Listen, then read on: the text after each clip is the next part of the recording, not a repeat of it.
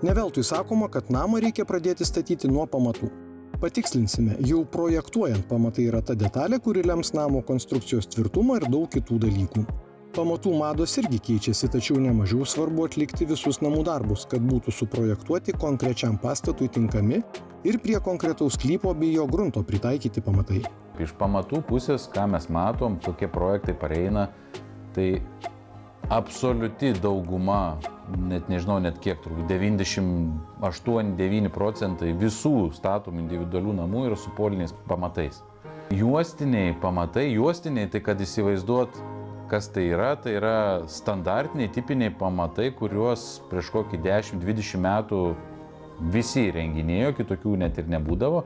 Tai būdavo maždaug 1,20 m įgilinti pamatai, dažniausiai iš blokų surenkamų. Tai tokio tipo pamatų praktiškai niekas nebedaro, bet negaliu sakyti, kad nedaro. Daro tuo atveju, jeigu pastate yra rūsys arba jeigu yra pastatas šlaite. Bet yra tokių atvejų, kada poliai negali būti įrengiami, vėlgi dėl gruntų specifikos. Kartais yra nebeekonomiška, finansiškai neapsimoka įrengti polių, nes polių gylis yra per didelis, diametras yra per didelis, galbūt neįmanoma privažiuoti technikai ir išgręžti tą polių. Tai tokiu atveju yra pasirenkamas plokštuminis pamatas. Tai dažniausiai bent jau plokštuminis pamatas yra pasirenkamas dėl šitų dalykų arba jeigu gruntai yra labai nestabilus. Visiškai tokie, mes juos taip vadinam skysti tokie gruntai, plaukiojantis, judantis gruntai. Pavyzdžiui, durpės kažkur yra kokiam 2 galbūt metrų gylį, o galbūt ir ne taip giliai. Tai yra tikimybė, kad pastatas suvaikščios.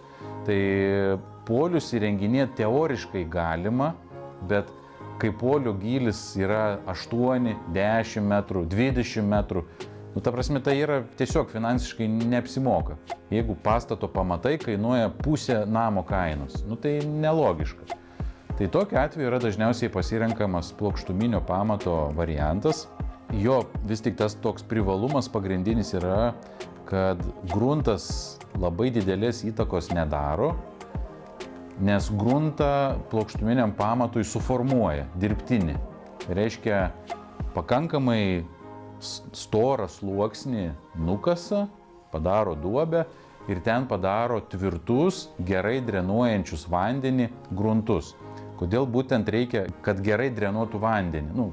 Kad vanduo, pavyzdžiui, įsivaizduokim, lyja ar ne, ir kaupiasi aplink balos. Jeigu mes turim gerai drenuojantį gruntą, tai vanduo nuteka į pačią žemiausią grunto tašką. Ir jeigu jis ten ir sugebėtų kažkokiu tai būdu sušalt, nes šiaip jis neturėtų sušalt, nes įšalo gylis pas mus Lietuvoje nėra labai didelis, tai jis yra surenkamas drenažiniais vamzdžiais ir jis kažkur nudrenuojamas. Pagrindinė problema dažniausiai pastatuose ir yra įšalas. Tai reiškia, kad įšalas iš po žiemos, jeigu blogai padaryti pamatai, jeigu vanduo pastoviai stovi aplink pamatus, jis nesurenkamas, tai tikėtina, kad po žiemos vanduo tapęs ledu pastumdys gruntus, kažkokiu tai būdu deformuos pamatą ir atsiras kažkoks tai sėdimas, trūkis, problemos. Vyresni žmonės pasakys, jog pamatai turi pastovėti bent 1, o geriau 2 žiemas, kad taptų stabilus. Tačiau dabartinės technologijos ir mūsų gyvenimo tempas tokios prabangos turėti dažnai neleidžia. Bet įrenginėdami pamatus nepamirškite, kad jie yra ypač svarbus, jei norite gyventi tvirtame ir kokybiškame name.